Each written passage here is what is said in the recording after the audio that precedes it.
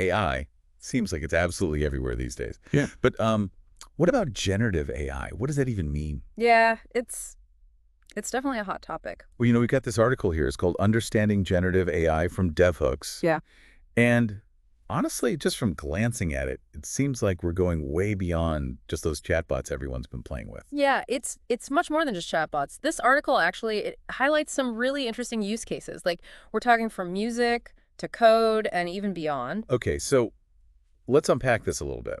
What exactly is generative AI? I mean, where do we even begin? Well, the article defines it as systems that can create new content based on the data they've been trained on. Okay, so it's not just about analyzing data that's already out there. It's actually making something new. Yeah, that's a really key distinction. You know, a chatbot might pull from like a database of responses, right? But generative AI could like write a sonnet based on like whatever input you give it. So it's taking what it's learned and it's creating something completely new. So it's almost like teaching a kid to write stories. You know, they read tons and tons of examples, and then they start to understand the patterns and structures, and then they can start telling their own stories. That's a great analogy. It's all about recognizing those patterns in massive amounts of data. And that's where things like machine learning and deep learning come in. Okay.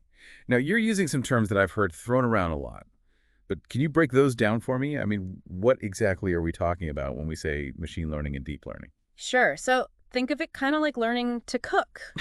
You don't have to memorize every single recipe out there, right? You learn techniques and flavor combinations, and then you can create something new based on what you've learned. Generative AI does the same thing, but with data, and it uses neural networks to do that. Neural networks. Yeah. Okay, now we're really getting into the weeds. Well, imagine it like a network of these interconnected nodes that process information, kind of like the neurons in our brains. Oh, okay. And these networks, they help the AI identify complex patterns and relationships in the data. So it's not just about memorizing information. It's about actually understanding the underlying structure and then using that to build something new. Exactly. It's like the AI is developing its own secret sauce based on all the data that it's consumed. Okay, so now I'm starting to see how this goes way beyond just like simple tasks or automation. Yeah. What are some of the ways that this is actually being used out there in the real world? Well, the article mentions some pretty fascinating examples with text generation. And we're not just talking about writing blog posts here.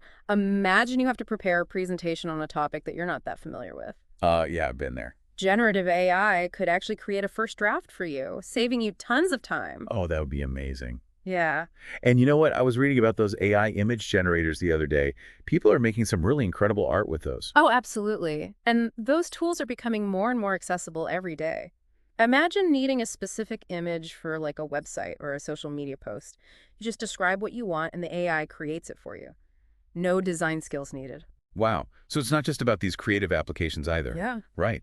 The article also mentioned how developers are using generative AI to help with coding. Absolutely. Yeah. There are AI tools now that can actually suggest lines of code or even whole functions based on what the developer is working on. So it's almost like having like an extra pair of hands helping you write code. In a way, yeah. And the article highlights this example where a developer used generative AI to create this complex sorting algorithm way faster than they could have done it on their own. Wow, that's pretty impressive. So it really sounds like generative AI has the potential to really shake things up in a lot of different fields. It's a game changer for sure. But you know what I find really fascinating about all this is how it really democratizes access to certain skills and expertise. What do you mean by that? Well, take the coding example we were just talking about. Someone who might not have like years of experience to be able to write that sorting algorithm could potentially do it with the help of generative AI. It's really opening up possibilities for people. So even if you don't have a specific skill set, you can still use these tools to achieve things that you might not have been able to do before. That's pretty amazing. And it's not just about these specific tasks either. Think about the potential for like personalized experiences. We're talking about education that's tailored to your specific learning style or marketing that truly speaks to your individual needs.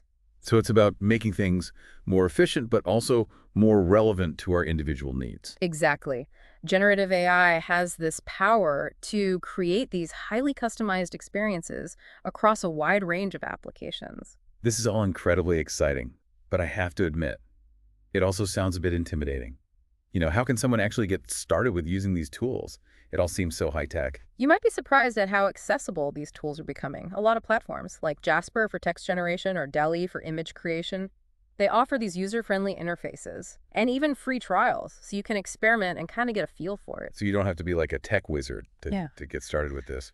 Not at all. There are tons of resources out there for beginners, and the learning curve isn't as steep as you might think. So there's really no excuse not to at least give it a try. This has been a truly eye-opening conversation, and I feel like we're just scratching the surface here. We've definitely laid the groundwork for understanding what generative AI is and how it works. Now, I think we should dive deeper into some of the specific applications and the impact this technology is having on various industries. Sounds good to me.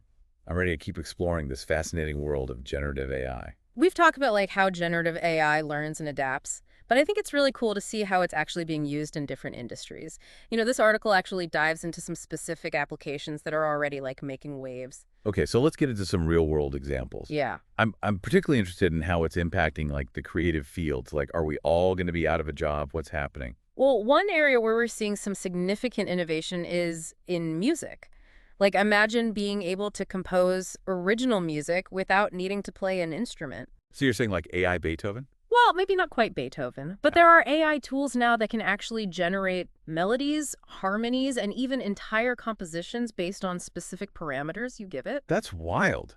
So you could Yeah. essentially tell the AI, like, I want a piece of music that sounds like this, and it would just create it for you. Yeah, essentially, yes.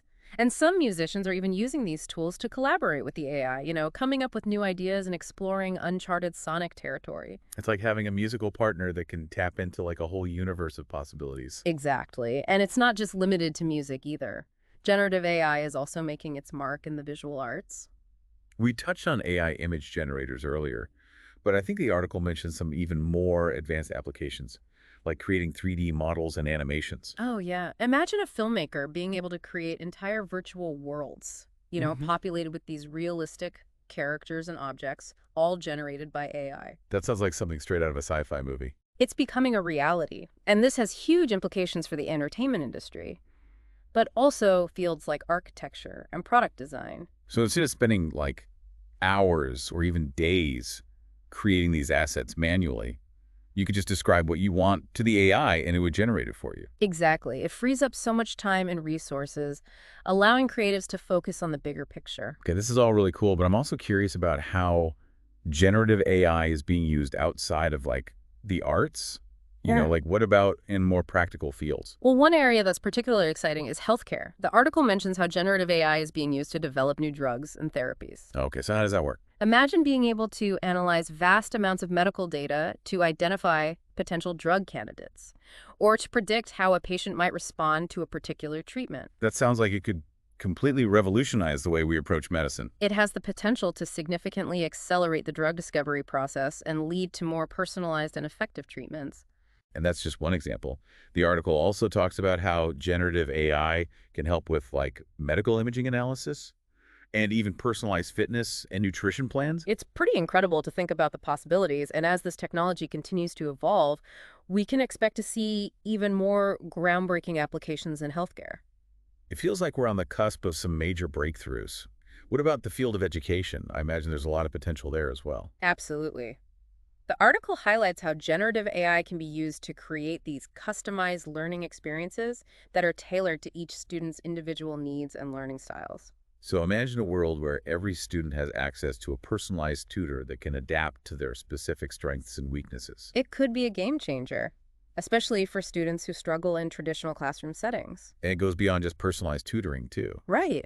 I mean, generative AI can also be used to create like interactive simulations and games that make learning more engaging and fun. It's about using technology to make education more effective and accessible for everyone. I'm seeing a recurring theme here. It seems like generative AI is all about pushing the boundaries of what's possible. It's a powerful tool that has the potential to transform industries in ways we hasn't even imagined yet.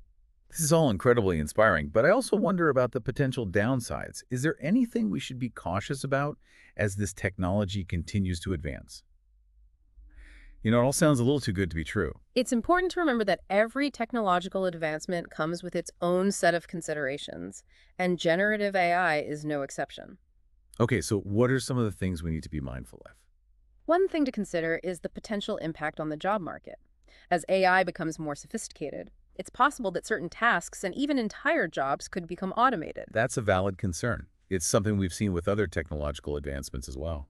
It's crucial to think about how we can prepare for these changes and ensure that workers have the skills they need to thrive in a future where AI plays a more prominent role.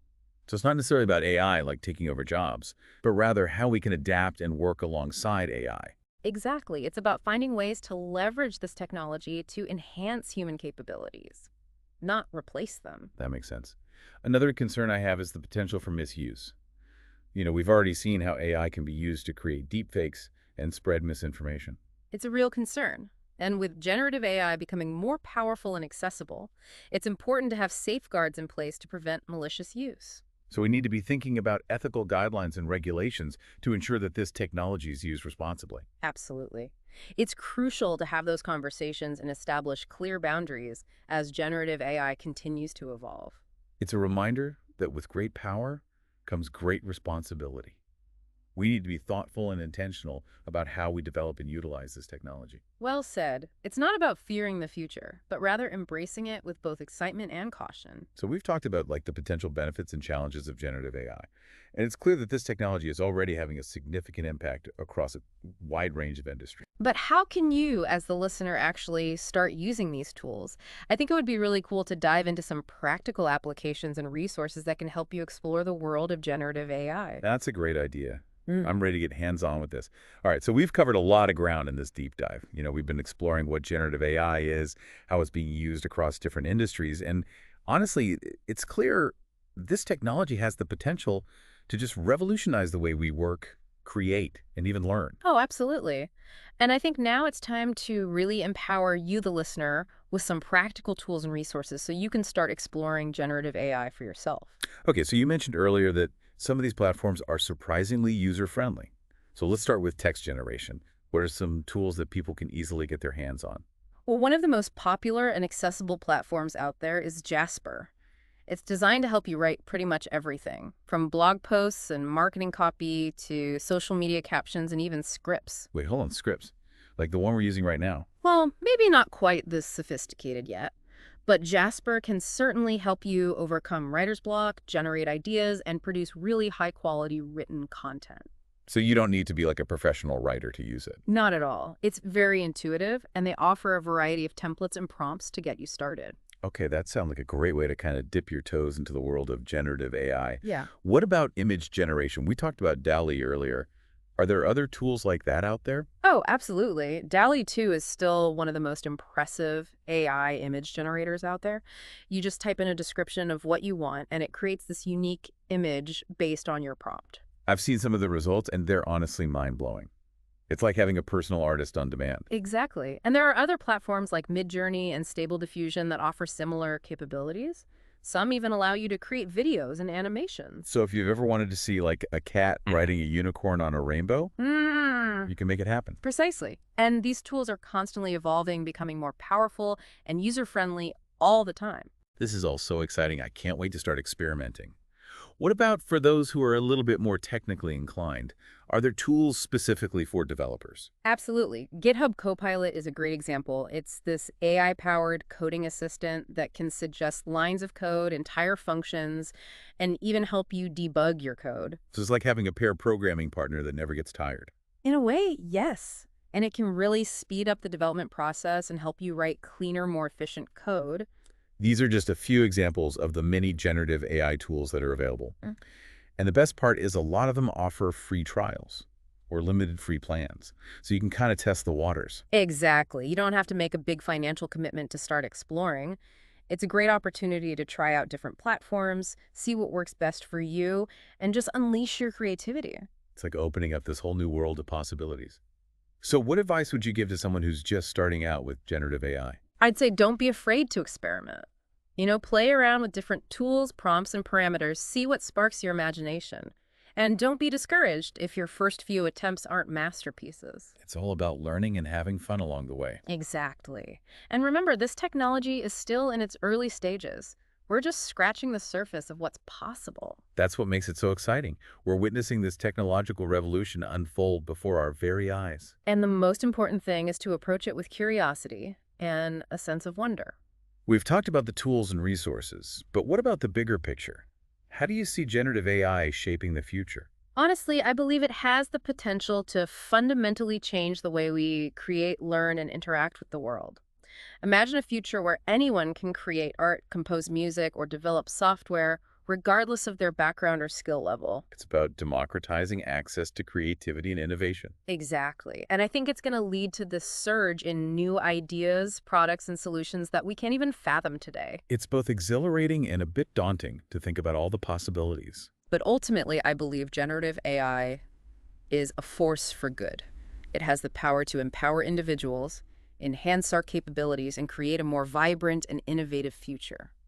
So the question for our listeners today is this: how do you envision generative AI shaping your life, your work, and the world around you? We encourage you to explore, experiment, and let your imagination run wild. This has been an incredible deep dive into the world of generative AI, and I really hope you found it insightful, inspiring, and maybe even a little bit mind-blowing. Remember, the future is being written right now, and you have the power to be a part of it. Until next time, keep diving deeper.